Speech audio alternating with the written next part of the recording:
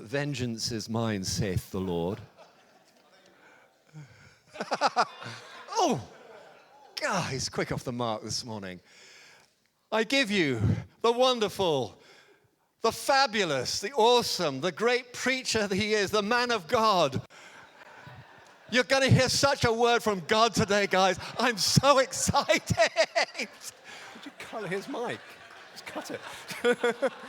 Get him off the stage. Richard Gathard. Oh, God's glory.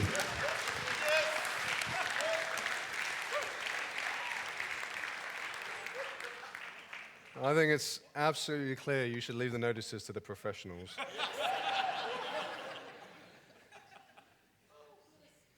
Chris started us off absolutely amazingly last week with this brand new series on the blessing, which is about God's blessing. He pops up a number of times, and we say it and spiel it off at the end of each service.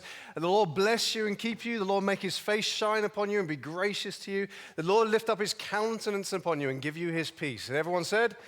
And you stayed in your seats because it's not the end of the service. The question is this just kind of a precursor to our going out for donuts and coffee? Or is this actually something incredibly meaningful? And there's so much richness to it. And I absolutely believe there is.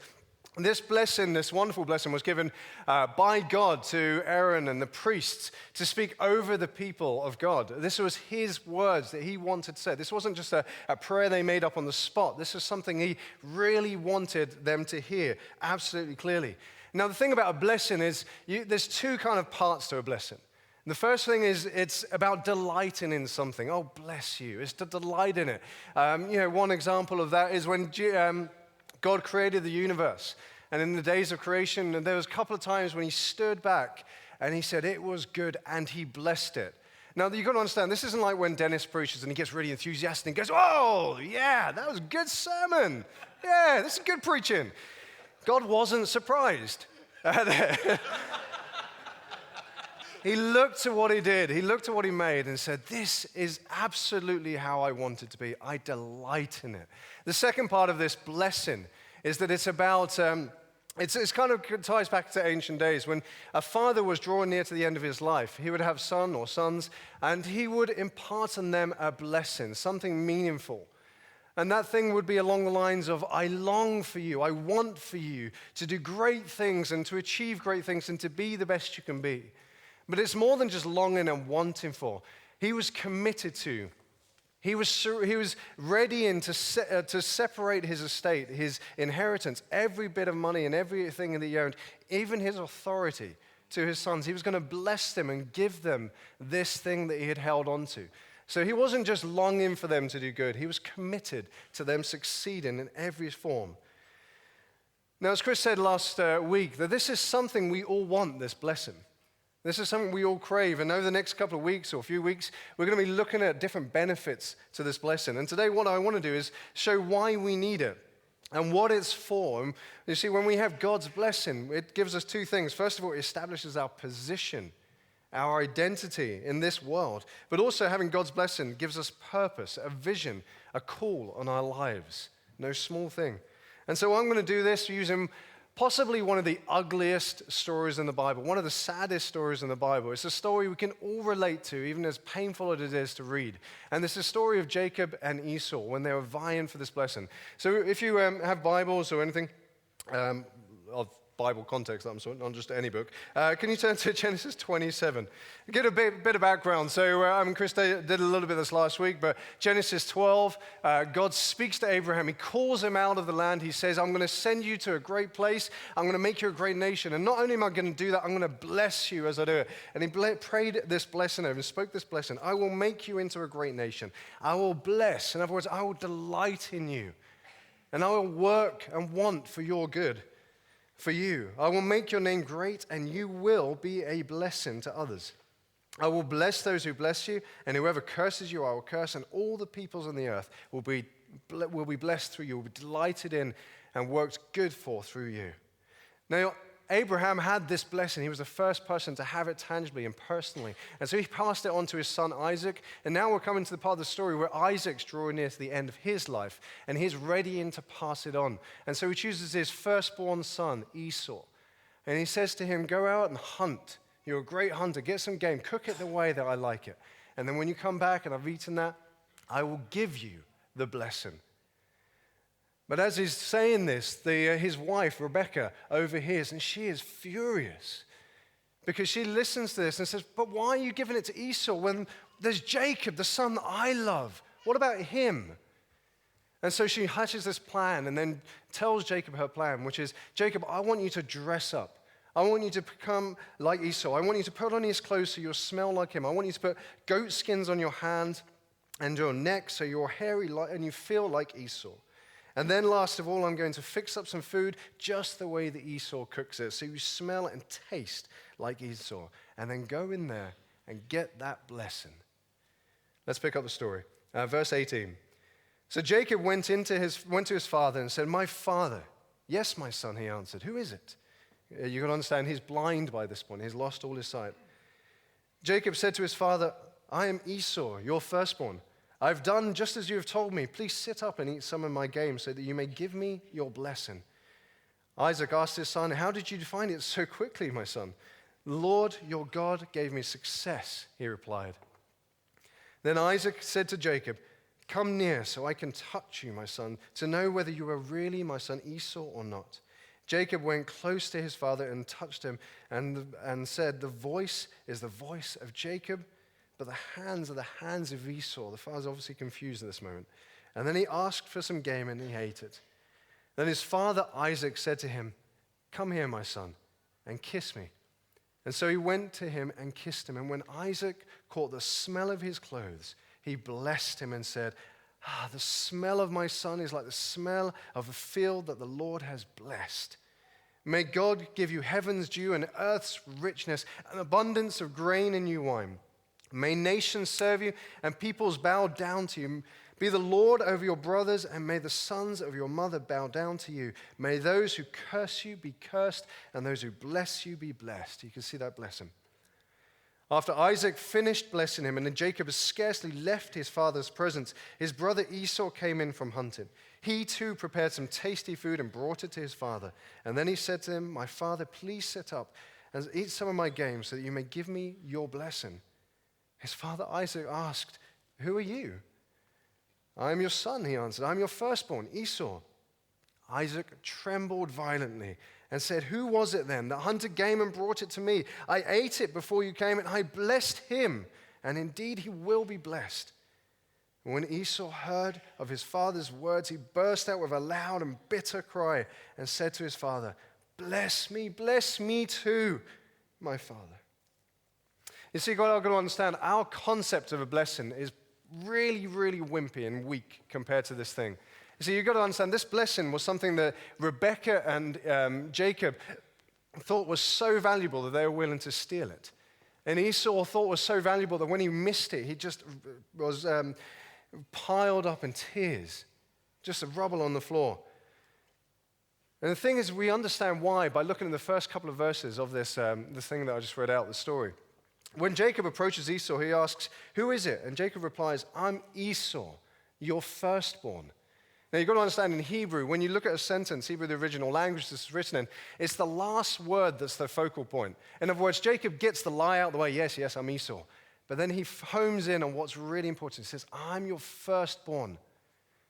And the reason why he does that, and the reason why this is so important, is because of this patriarchal, hierarchical time. Was a time when the firstborn was favored above everyone else. They would receive the lion's share of the blessing. In terms of inheritance, they would go away with at least twice as much more than the other sons. And if you look at the authority, for example, they would be in sole charge. They would have the ability to speak as the father speaks. So to be the firstborn was to be privileged and to have more than the rest. And as a result of this, the father would often pour into that son, that firstborn son. He would pour everything. He would delight in him because his future, his reputation, his name was so wrapped up in the son that he just couldn't help but pour into him and love him and dote on him and desire the best for him. It says in Genesis 25, Esau became a skillful hunter, a man of the open country, while Jacob was a quiet man, staying among the tents. Isaac, who had a taste for wild game, loved Esau, but Rebekah loved Jacob. Jacob was pretty much a mummy's boy. And Esau was the strapping, successful man's man. He was the one that he most loved. And so over the years, Isaac doted on Esau. He poured himself onto it. He blessed him. Anyone who's a parent in this room who's had a child, that first child, when you look at them, your words cannot seem to explain it. You just take hold of that baby and you say, I love you. You mean everything to me. I desire the best for you. You are wonderful. You pour out these words of love. And what wonderful words they are to hear when you're growing up. But the problem is that in this situation, everyone else, including Jacob, was not receiving these words. They were just watching this happen. They were not being delighted in. They were not showing attention. But this wasn't just about inheritance. This wasn't just about attention. As Chris said last week, words, and indeed lack of words, have power, especially words from a father. We all know and we all want to be known and delighted in.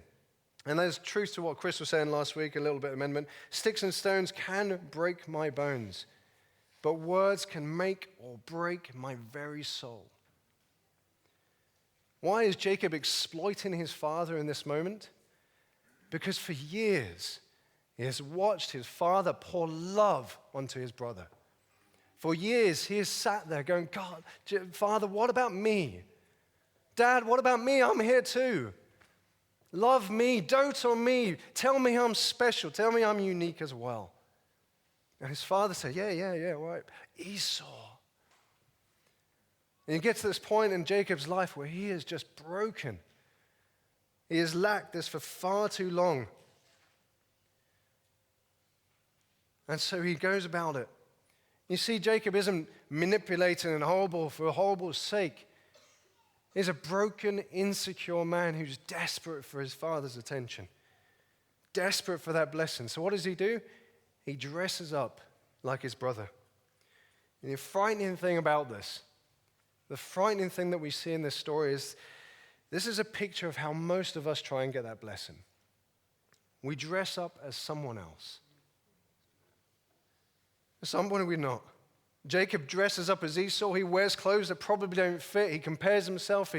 He does everything, pretending he's like someone else in order to get the blessing. But, he had to, didn't he? Because being Jacob wasn't enough. He didn't get any attention from being Jacob, so he had to become someone else. But don't we all do that? Don't we all dress up because being ourselves just doesn't seem to cut it? And so we all make an extra effort. We hide away our weaknesses, our failures, our fears. And we put on our best front, and we put on a few pretend fronts in order to get the attention that we so desperately want. Ask a confident child things about their dream, and they will tell you their dreams for their life, and they'll just be incredible. Ask the same child when they've become an adult, and those dreams have been laughed at and stood on, and they're so vulnerable that they wouldn't dare go back there. And so they've gone about going and say, okay, if I earn enough money, if I get enough status, and I have the right job, then people will love me and respect me. Maybe it's a relationship form. Maybe there's someone you so desire because you know that if you were them, if they poured their love onto you, if they showed you that special attention and chose you above everyone else, then everything will be perfect. And so you try and figure out what they like and you become that, and then you get married and spend the rest of your life try and hide those things from them in case they find out the real you. And tennis always does this incredibly well. I'm not going to be able to do this as good as him, but how often do we come into church smiling and looking fine? Thanks, man. Full of faith. We hide our temptations. We hide our struggles. We hide our doubts. Because what if someone rejects us? What if we're not accepted for who we really are? We all dress up because we so want that firstborn blessing to be the special one, to be the unique one. But the truth is that when we dress up and we become that, it's never going to be enough. You see, one of the saddest moments in this story is that when Jacob leans forward to kiss his father as his father requested, Isaac gets this whiff of him, the smell of him, but it's not him, it's Esau. And his face lights up. my son, it's you, it's really you. And all those memories, all those sights that he's lost of how beautiful and how wonderful his firstborn son is flood back. The words just flow out of his mouth. And Jacob's sitting there receiving it all and seeing it for the first time, looking at him eye to eye. But he realizes it's not really for him. It's not really for him. In this heartbreaking moment, he realizes that no amount of compliments, no amount of words are ever going to fill that void in his heart, because the compliments are being given to this fake version of himself, not the real him. And we do it before God sometimes, don't we? We come before God and say, God, I've been good, I've done this, show me a break. And then God may even bless us, and he says things over us, and we say, well, okay, but if you knew the real me, you probably wouldn't be saying those words.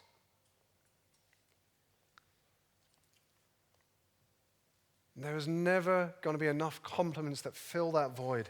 This is never going to be enough, because he was never the firstborn son. The interesting thing is that even if you are a firstborn in your family, none of our families are perfect. We all lack something, whether it's to know that we're delighted in, resources to do what we're really capable of doing, or something we just cannot articulate. We just know that something's missing. There's only one person in all of history that's ever experienced the fullness of being the firstborn son, and that's Jesus Christ. In Colossians 1:15, it says, the Son is the image of the invisible God, the firstborn over all creation. For eternity, Jesus was so delighted in, so doted on, so loved, that he reflects his Father in the fullness. He reminds him of himself way more than Esau would have ever reminded Isaac of himself. The Father loved him so extensively and dreamt such big dreams for him that he committed all of his resources to help him succeed on a multi-universal level. I like that term. But so was his image of the Father and his heart of the Father's, that most astonishingly, Jesus has abandoned it all because of the lost. He left that security behind and came to earth as just a man, and then died on a cross. You see, every other time on the cross, every other time other than the cross, he calls Father, Heavenly Father, Abba Father, my Father. But on the cross, he says, God. Why is this? It's because on that cross, he lost the firstborn blessing. He gave it up.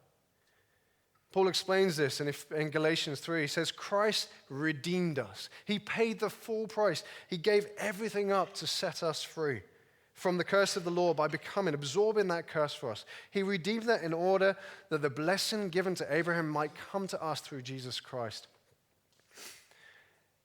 You see, Jesus took on our clothing, our flaws, our failures, our weaknesses, and put them on himself, and then received the full curse that they deserved.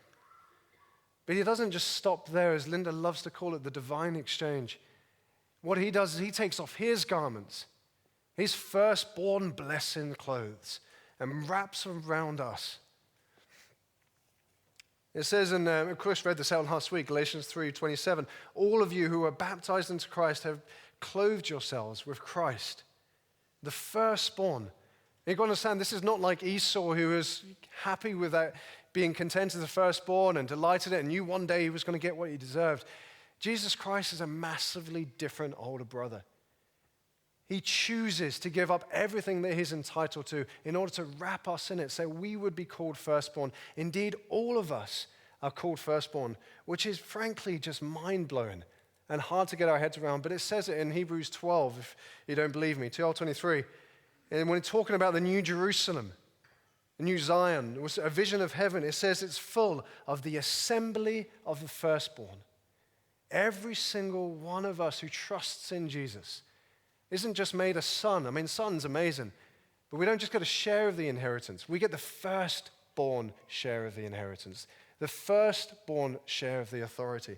Every single one of us, which sounds impossible, but we all know that everything with God, nothing with God is impossible. This is a God who's omnipresent. He is all places, all time. He sits in front of us and looks into our eyes and pours over us for eternity. Nothing is going to distract him from us. He says, you are my beloved son, my beautiful daughter. I love you. I delight in you. You mean the world to me. You're so special. You're so unique. There's not a single other person in this world like you. More than that, he's omnipotent. God has endlessly given us the lion's share of his infinite resources. We are all treated as firstborns. We lack nothing. We have in abundance. It's when these sacrifices had been offered to God that Aaron, the priest, then can declare this blessing, this number 6 blessing over the people of God. In other words, when they had been redeemed, when they had been set free, this blessing was able to be spoken over them.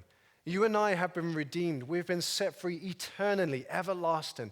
And so this blessing that we read out isn't just something that we can be, kind of take joy in, and that's nice. This is God's word that he speaks over every single one of you, every single one of us eternally. How it should be phrased if God was speaking this. He says, I will bless you and keep you. I will give you all that you need, and I will protect you. I'll take that upon myself. I will make my face shine upon you and be gracious. I will dote on you as my firstborn. I will know you intimately. I will be staring at you eye to eye. I can smell you, and you bring me absolute delight. I will lift my countenance towards you and give you my peace. I'm not just willing that you have a good life and hoping and you have everything you need. I'm fully committing everything I have for your peace, your shalom, your wholeness, your success, your satisfaction. I, says God, I am going to achieve that for you. You are my beloved son, in whom I am well pleased. Now, we could stop there, and frankly, that would be a beautiful message to receive and go out on. But the important thing about a blessing, is we don't just get a blessing for blessing's sake. There's a purpose to it. And again, Chris read this last week. I'm basically just stealing Chris's sermon by the sounds of things. But in Genesis 12, it says, I will make you into a great nation, and I will bless you. I will make your name great, and you will be a blessing. And all the peoples on the earth will be blessed through you. You are blessed. You are blessed, full stop. But you are blessed to be a blessing. See, that's the principle of what God's blessing in this place, in Genesis 12, that carries on for all eternity through Jesus. I will only bless you. I'm only blessing you so you can be a blessing. God blesses you, and so you can move out into the lives of others and other people and bless them. You are called to go and be a blessing, to delight in, to dote on, to pour out the unconditional love that you yourself have received, to give them whatever you have. You've been given the lion's share of the inheritance, then you are to give it away. Now you've got to understand you have access to more resources than you can ever possibly give away in one lifetime. There is no way you can outgive what God's going to give to you. And next week, I'll leave this to Mark actually. Next week, Mark is talking on provision and potential. And if you want to hear more about that, I'm just writing Mark's sermon for him, then go for it. In all areas of life, let's act like we are the firstborn. When something is not how our Father would like it, intervene with the authority that you have been given. Pray for the sick. Bring good news to the poor. Free the captives. Heal the brokenhearted. You have the inheritance and you have the authority.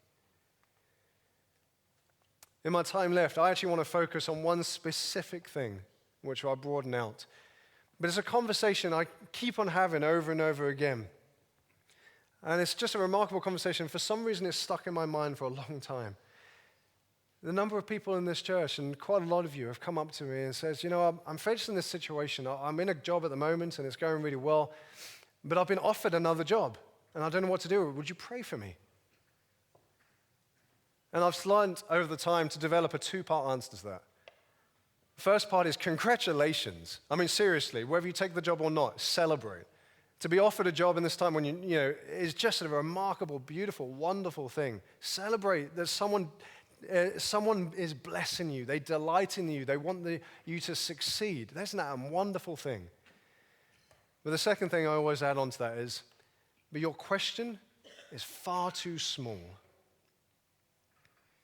The question you should be asking is, why am I being blessed? What is this blessing for? You know, maybe you're absolutely happy doing what you're doing, whatever it is you're doing, and that's great. You know, maybe you're exactly where God wants you, and that's fantastic. In which case, I'll just say, be the best you can be in that place. Serve your heart out. Do everything you can. Do exactly what Chris has just said about going to the equip classes and becoming better. That faith in the workplace one as well. Being God in that workplace. So many great things you can increasingly add to that. The one thing I would say to you is the one thing the apostle said to Paul before he started, which was remember the poor. Just remember the poor. But maybe you're not happy where you are. Maybe there's a dissatisfaction. Maybe you're spending all day long doing emails and procrastinating because something is just frankly boring about what you do or distracting about it. You feel apathetic. Well, I want to suggest to you that you're bored because you have not yet heard and responded to the call of God on your life. It doesn't mean you're in the wrong place. Don't quit your job and run off and do something else. That's not what I'm saying. What I'm saying is you need to hear that call first and foremost. How do you do that? I'd say the same thing I said to you when I was pursuing Tara and she had no intention of being with me. Ask God. Go and pray about it. Now you've got to understand, this is not going to be a prayer that's answered just like that. It's not going to be like, God, what socks shall I wear today? And God says, just pick one. You see, this isn't just a head answer. A head answer is never going to satisfy your purpose for your life. It has got to be an utter turning of your heart. It has got to be an utter transformation inside of you. In James 4:2, it says this, you do not have because you do not ask. When was the last time, not even one time, when was the time when you were so calling out to God for that purpose, that vision? Why am I being blessed? Why do I have what I have? Why was I born in this country? Why do I have any money to my name? Why am I blessed? Why do you delight in me? Why have you given me anything? Seek out that picture. Seek out that purpose. Wait until something grabs you. I love the Aristotle quote when he said, the soul never thinks without a picture. There's got to be something that grabs you, a picture so deep that it either greatly disturbs you or greatly excites you. It was something so important as to why you're called. It's got to be worth waiting for. It's got to be worth praying for. It's got to be worth seeking with every fiber of your being over a length of time.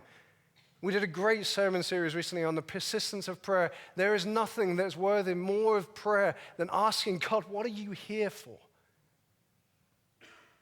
We have got to press in. This is not something we can just do from a blessing at the end.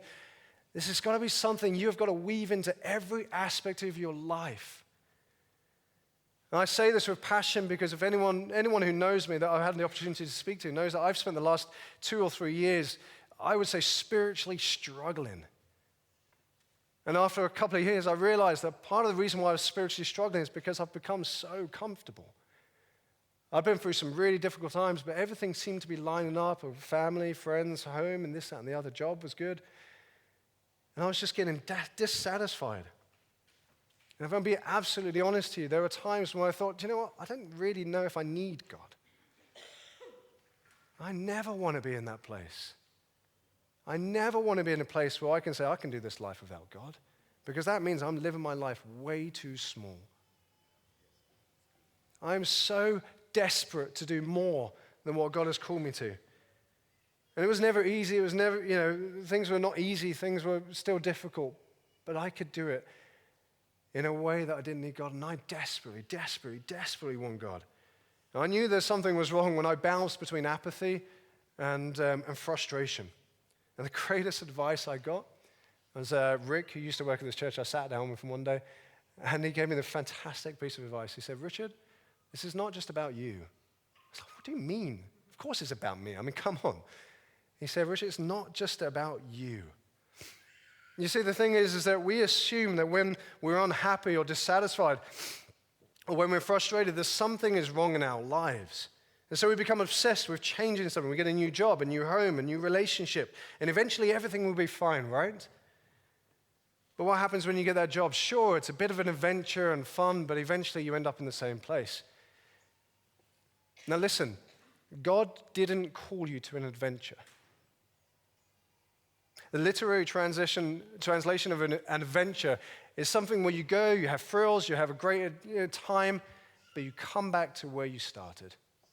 The Hobbit is a great children's book, and it's an adventure. The Lord of the Rings is not an adventure. It's a quest. You see, you were called not to an adventure, but a quest. And the thing about a quest is that it's not something you choose. It comes to you. There's a real need. You're called to it because of what's involved, and frankly, you never come back. In a quest, you will either die for the cause, or in a quest, you will come back so radically transformed, so different from when you set out, that you could never say you really came back. God doesn't say, go on an adventure, find out what this blessing is meant to be blessing you for. He says, find out what this blessing, receive this blessing and find out what it's for others. Give yourself to it. It's a whole new life. It means you'll never be the same again.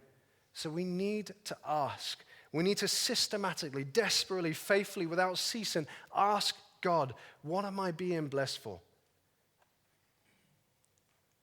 It's taken me, as I said, 3 years.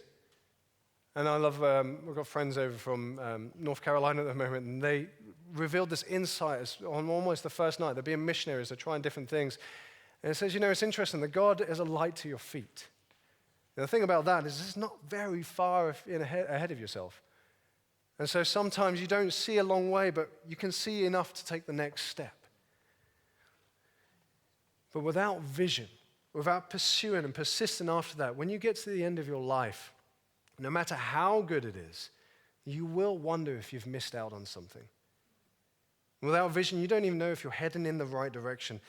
God is saying you are his firstborn. You are blessed to be a blessing. The need is great. The harvest is plentiful. It is important to realize that God is not facing budget cuts. He is recruiting all the time. There is plenty to get on with. And if you don't know where to start, just do something. This is a place full of need. We have a university 5 miles down the road with 25 to 30,000 students. And I don't know how many of them are blessed, know they're blessed, or even are being a blessing. But let me tell you this. I know that there's only 60 people at most going to the Christian Union. A tiny, tiny fraction. There is a desperate need for someone to be there. We have people on the streets at night. We have elderly people sitting in their home all day because they have nothing to do and they're lonely. We have wealthy people desperately trying to fill a void they cannot explain, and poor people who think that everything will be better when they have just a little bit more. We have school kids being crushed by academic and social expectations, and parents who don't even know how to stop and play with their children. We have single moms struggling to be both the mom and the dad to their children. For a child that doesn't even know how to articulate the loss and the hurt that they are feeling. You throw into that mix the fact that they're having to weigh up the financial struggles and their own loneliness. We have marriages that are on the rocks. Sexual relationships have become another commodity. Young people are turning to drink, drugs, and gangs to hide the pain and the numbness of their existence, and no one knows what to do about it. People are hurting. People are lost. They're confused. They're hopeless. They're purposeless. They're depressed. Who will go to them? Who will go to them? God weeps over every single one of these people. Every single individual. He is not the father who's standing aside saying, yeah, I'll come to you in a minute. He is saying, look at me. You're looking in the wrong place. I'm your father. You're my firstborn. I love you. You mean the world to me.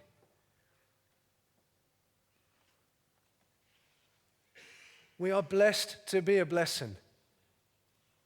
Let this thing destroy you. Let it overwhelm you. Let it break you. Let it tear you apart. Let it pull you down into the deepest recesses of who you are, that you feel utterly hopeless about it.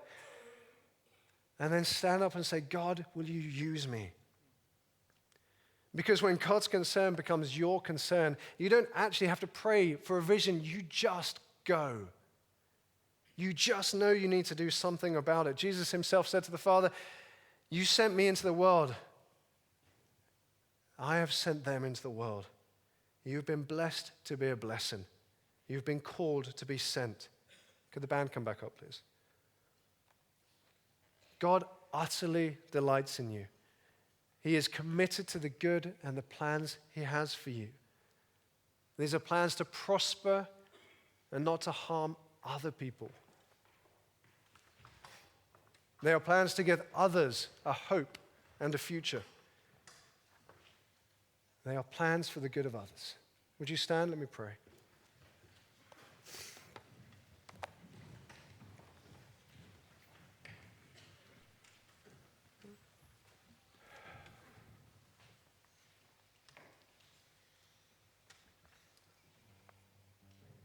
I have no idea what to pray. We'll just worship.